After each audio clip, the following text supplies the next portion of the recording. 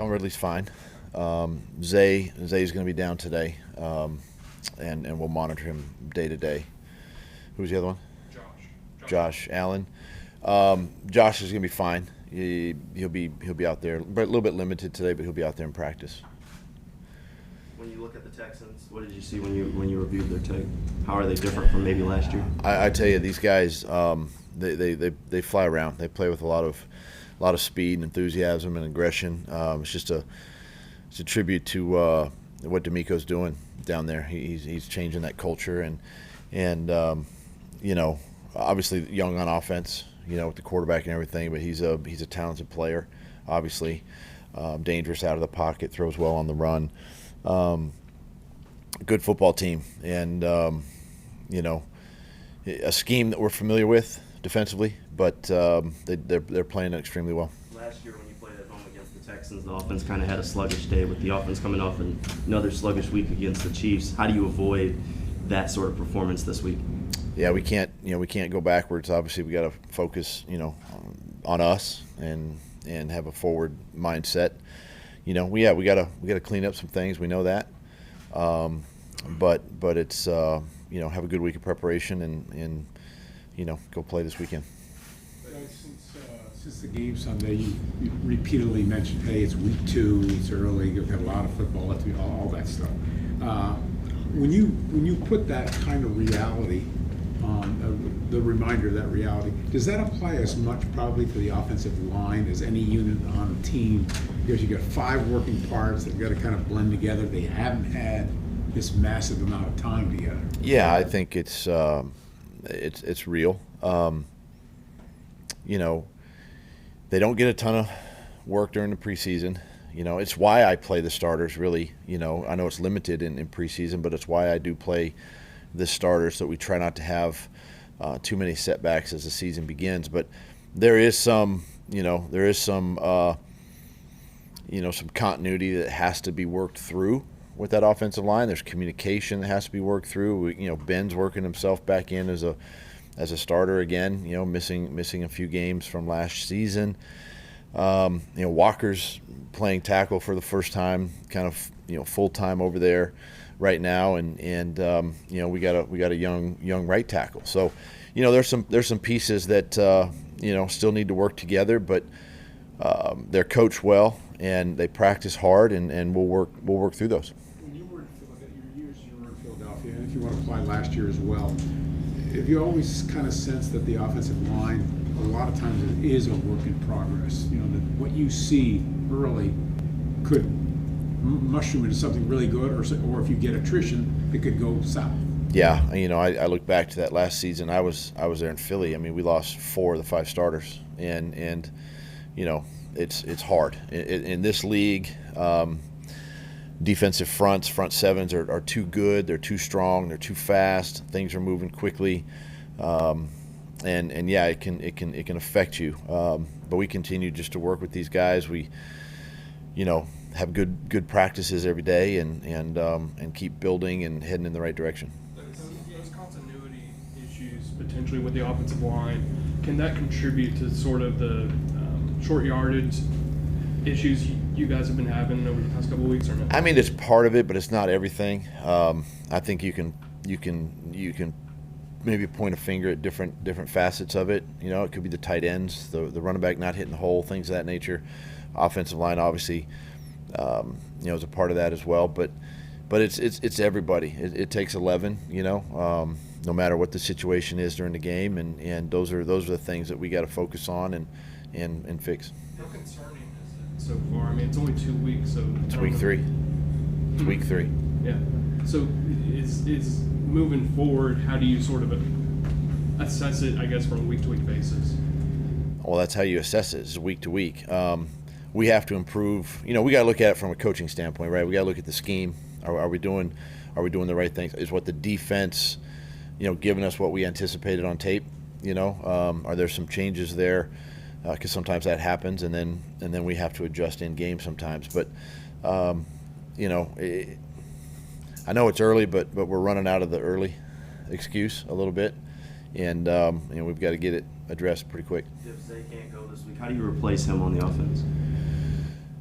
Yeah, that's he's a big one. He's a big part of what we're doing. Obviously, Tim Jones has had some playing experience for us and can fill that role quite nicely. And Zay's a physical receiver who does some of the blocking for us as well. Tim's done that before and whatnot. So Tim will get some work if Zay can't go.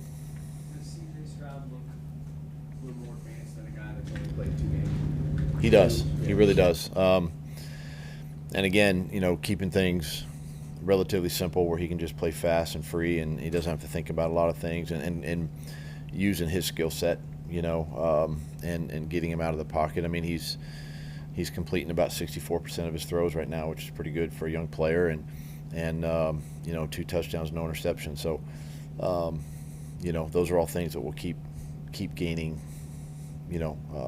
experience for him as he plays each week.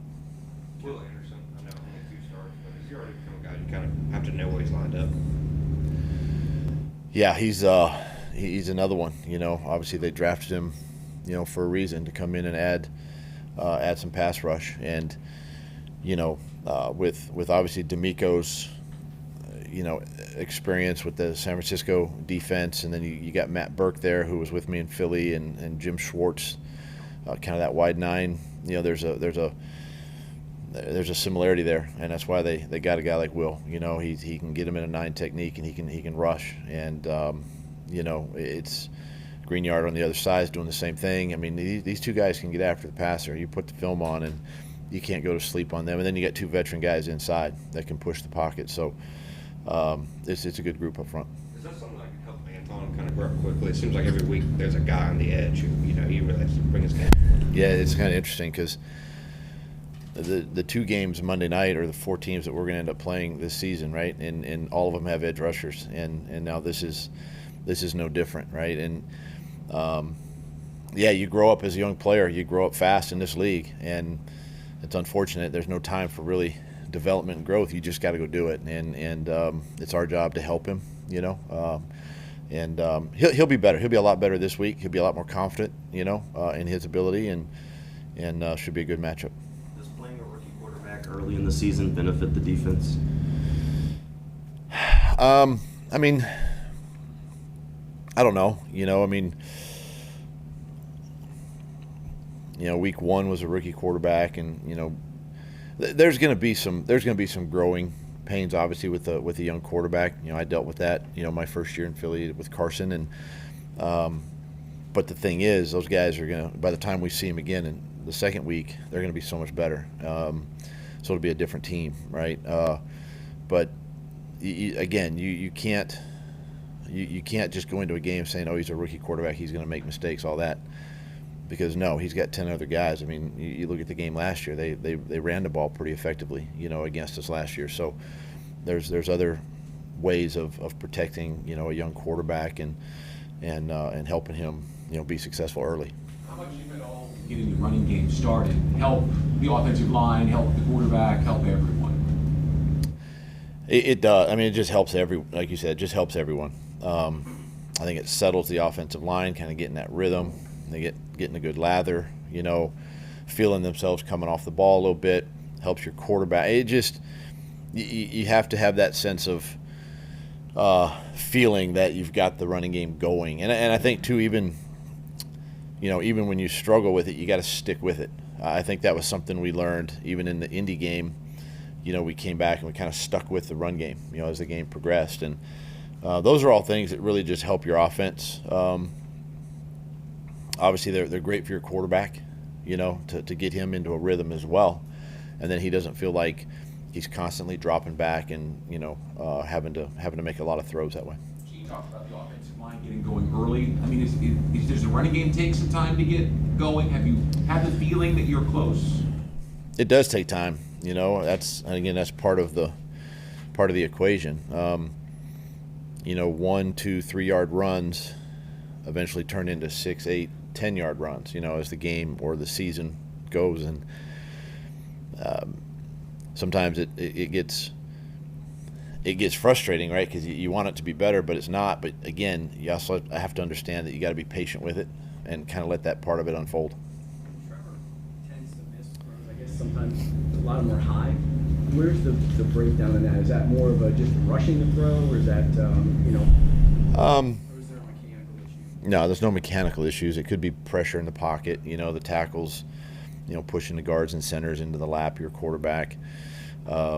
Could be a late decision, a reset by the quarterback coming back to something that tends to, be a little bit high, but nothing mechanically, nothing like that is going on. When throws are high, just continue and keep working with it. He bounces back pretty well when he has a performance that he doesn't consider really good, right? He does. Yeah, he does.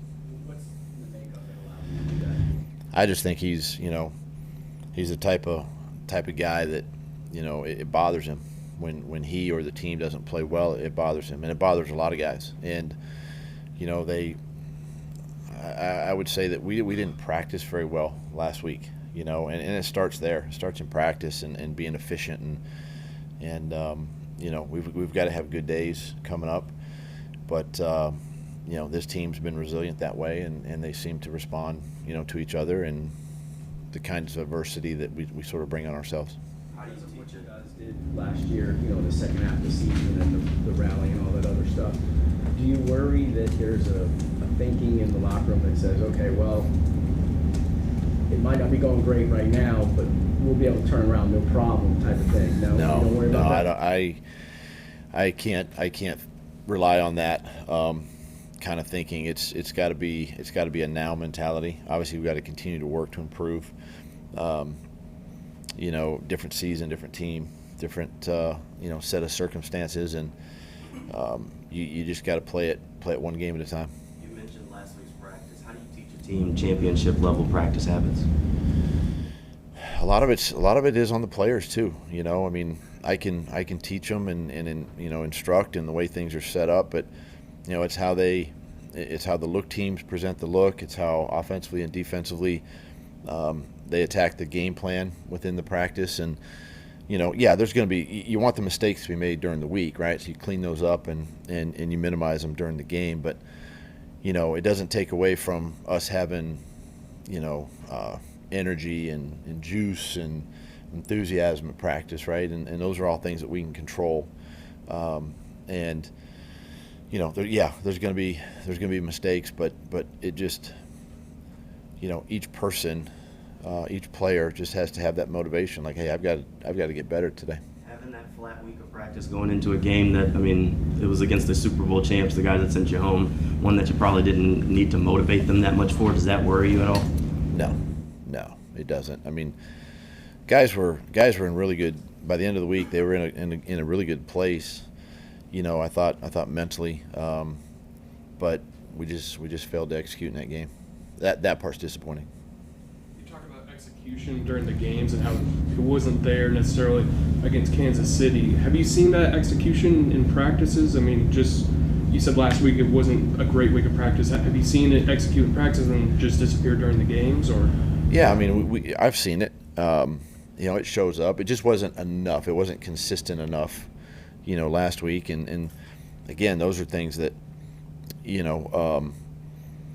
there's going to be mistakes made, but we've got to get them fixed. So the next day we take the practice field, we don't make that same mistake again. And then that way you get in the game and things become a little more slowed down and you're not thinking as much, you're more reacting. But, I think this week the guys came in today ready to go. They're excited to get back on the practice field. For things like third downs, do you adjust maybe what you do during practice to sort of get that area of the game going? No, I'm not big on just changing to change, quite frankly. We just got to get better with what we're doing. And again, it falls on the coaches too, schematically. Are we putting our players in those are things that we have to address. We have to look at and make sure that, we have our best players on the field, obviously, on offense and defense. And again, you go back to the game, Sunday we had too many second and long 8+. There were like 13 or 14 just second and 8+, and that tends to lead to third and long, and that's hard. It's really hard. It doesn't matter who you're playing. So those are all areas, that we need to address this week, right? Get better on first down so that we stay out of those second longs. All right, guys. Thanks, Coach. Appreciate it, Coach.